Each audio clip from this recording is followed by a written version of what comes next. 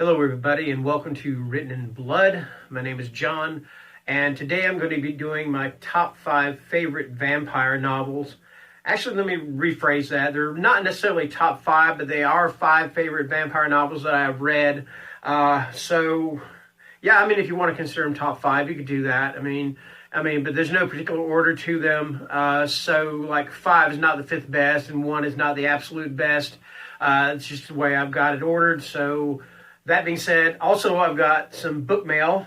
So I wrote Silver Shamrock Publishing, and I asked them, hey, could you send me some books for review? I gave them my address. They wrote me back and said, hey, that's great. What have you read by us? I told them, and they sent me, first of all, Coleridge, and this is by Tom Detty. All right. Okay. And I love that cover. It's a pretty cool cover. And let me read a little bit of synopsis for you. Where do we go? Coleridge was the start of everything for Zadie and Dahlia. Their love of the old house began as a restoration project and blossomed into a love story until the tragedy. Coleridge was all Dahlia Cromwell had left. It served as both a tribute to their love and a harsh reminder to her loss until the visitor arrived. Coleridge was his obsession. Slade knew more about the house than Dahlia did, and he knew of its past. By the end of their long night together in the house, Dahlia would know all of Coleridge's secrets and Zadie's. So yeah, that is Coleridge, sent to me by Silver Shamrock. So giving a shout out to Ken at Silver Shamrock and letting him know thank you for this. All right. And I'll leave a link to their website down in the description also for Silver Shamrock. And the next one up is by Paul Kane. I've never read anything by Paul Kane. I've got one book of his, I believe, maybe more. I'm not completely sure. I do have Sherlock Holmes and the Servants of Hell, which is actually a Sherlock Holmes Hellraiser mashup. Okay. All right. The world has changed ever since the night the blood-red sky appeared, and the adults were wiped out by what some of those who remain called the trolls, huge hulking beasts that hunt the young survivors. One such group have tried to make a life for themselves, tried to create another family after losing their original one, whilst at the same time planning a way to defeat the creatures who roam this new landscape. But that's all about you. I'm sorry, I cannot read this little area right here. It says, it has the band around it, says not for resale, so I'm going to skip over that. It says the latest post-apocalyptic tale from Paul Kane, the #1 best-selling and award-winning author of the Hooded Man novels, Pain Cages, Lunar, Before the Rot, and Sherlock Holmes and the Servants of Hell. This is a compelling coming-of-age novella unlike anything you've ever read. I said, I apologize for not being able to read that, but it's just not real clear to me. But this sounds like a really awesome read. And so does Coleridge also. So I can't wait to dig into these and post reviews for them. Okay. All right. Now, getting underway for the top 5 favorite vampire novels that I've read. Coming in number 5, I don't actually have a physical copy of this or an ebook copy. I read this book a long time ago and it's stuck with me. I do need to get another copy of it because it is just that good. And I'm hoping it pops up. And I'm talking about Ray Garton's Live Girls. So I had to search on the internet to find an image for this for the cover. Let me say this much: if you do go searching for an image of Live Girls by Ray Garton, please make sure you put Ray Garton in the search. Also, like Live Girls Ray Garton, because if you just put Live Girls, you're gonna get images coming up that you cannot unsee. Let's just put it that way, okay? And also if you have kids, that is not something you want to be doing while the kids are looking over your shoulder. So yeah. Anyway, luckily I don't have kids. Anyway, that's good because that happened to me. Anyway, Live Girls is about a fellow by the name of Davy Owen. Davy Owen. All right, and he's just down on his luck guy. He got passed over for a promotion. I believe somebody else got the promotion anyway. I think his girlfriend leaves him. It's been a long time. I'm pretty sure that's the things that happened. But anyway, long story short, he decides to go to one of those places along the, in New York that says live nude girls and stuff like that, where you go in, you put money in a slot or whatever, and the thing opens up, and the girl does a hoochie coochie nudie dance, and then other things, okay? And so these other things happen to him, and the next thing you know, he starts changing, and you find out, of course, that and it's not really a spoiler alert because you're going to find out anyway, is that the live girl, or whatever you want to call it, is not so live at all, and that she's a vampire. I just love the concept of this book so much. I mean, just taking the play on live girls and just twisting on its head is just something that I thought was a phenomenal thing for Garton to do.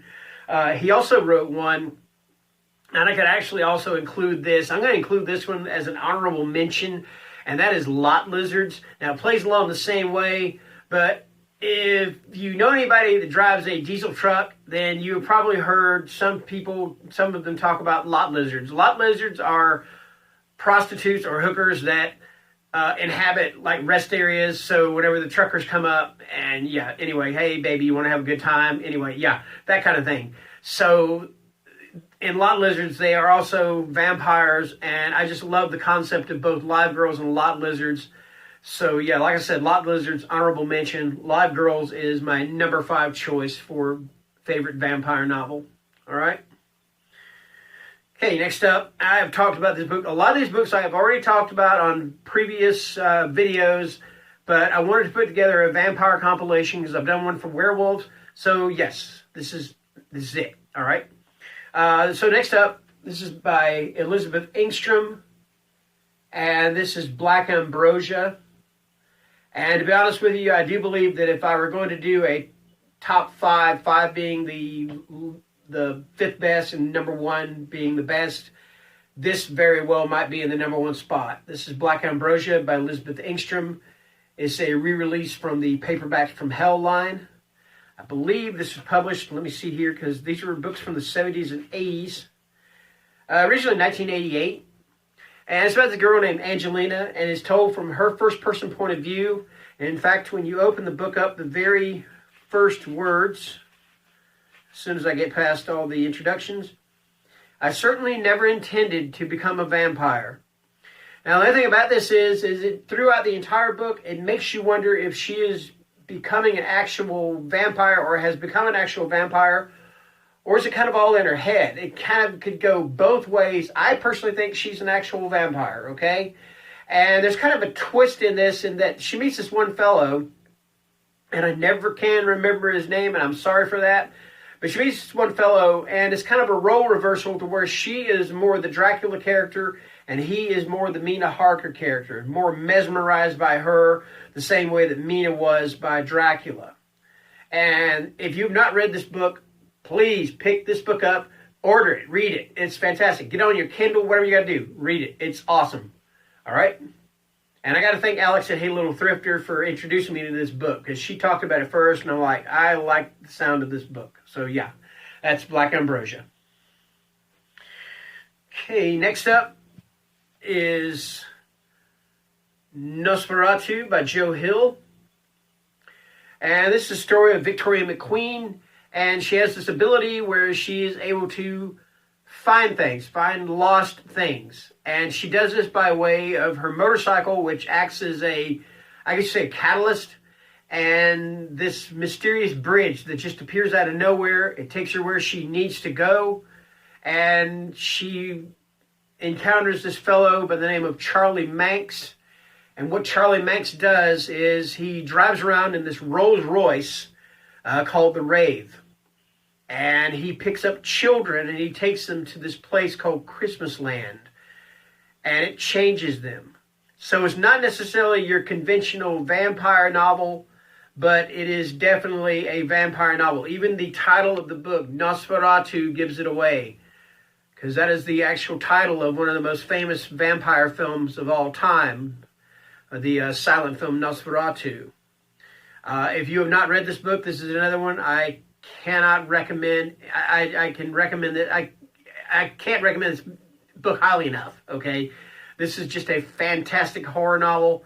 The only complaint I have about it, and I've said this before, is that with books like Heart-Shaped Box and Horns, it seemed to me like Joe Hill had his own voice.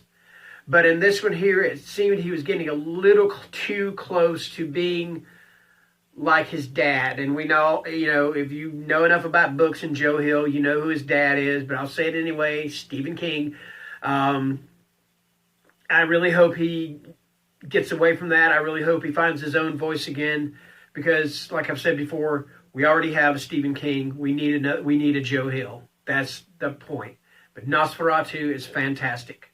Read it, please, if you haven't already. Okay, next up, and this is one that is actually kind of disturbing because there is pedophilia in this. There is bullying. There is, I can't remember what all was in this thing, but it is actually quite can be disturbing. But it is also absolutely fantastic, and that is Let the Right One In. And this is about a young boy named Oscar, and he meets this girl, and Oscar is bullied. He's from a separate family. He's lives with his mom. She's a single mom. Anyway, he meets this girl named Eli, and she is quite different. And in fact, it turns out that she is a vampire, and that's not really giving anything away because that's what the book is about. When I say there is pedophilia in this book, she has this assistant in the book that helps her find people to feed on, and he is basically with her because he is a pedophile. So, yeah, if that is not your thing, then, yeah, you might want to skip this one. But other than that, this is one of the finest vampire novels ever written, in my personal opinion. And yeah, if you want a great vampire book, you really need to read this one. This is Let the Right One In. And it also is actually a pretty damn good movie. And in fact, I actually enjoyed the remake of the movie just as much as I did the original foreign language film, which I believe was Swedish. I'm not sure. I hope I'm right about that. Anyway. So last but not least, I have got... And how could I not include this one? There's just no way you can not include this, and that is Salem's Lot by Stephen King. And it's been years since I read this book. And again, like Live Girls, this is one of those books that stuck with me. And of course, it was a fantastic TV miniseries also, directed by Tobe Hooper. But yeah, that being said, if you want the full experience, you've got to read the book, Salem's Lot by Stephen King. And I'll read the synopsis for you. Ben Mears has returned to Jerusalem's Lot in hopes that exploring the history of the Marston House, an old mansion long the subject of rumor and speculation, will help him cast out his personal devils and provide inspiration for his new book. But when two young boys venture into the woods and only one returns alive, Mears begins to realize that something sinister is at work. In fact, his hometown is under siege from the forces of darkness, and only he, with a small group of allies, can hope to contain the evil that is growing within the borders of this small New England town. With this, his second novel, Stephen King established himself as the indisputable master of American horror, able to transform the old conceits of the genre into something fresh and all the more frightening for taking place in a familiar, idyllic locale. That is Salem's Lot. Yeah, like I said, if you have not read Salem's Lot, then by all means do. I say that about all these books because they're fantastic.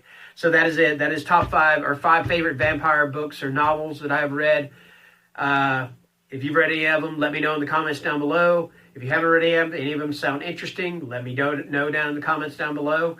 And that's going to do it for today. I thank you for watching. And if you like my channel, I don't like to beg, but if you like my channel, please subscribe. Hit the like button, hit the notification, that bell, ding, ding, ding. And have a great day.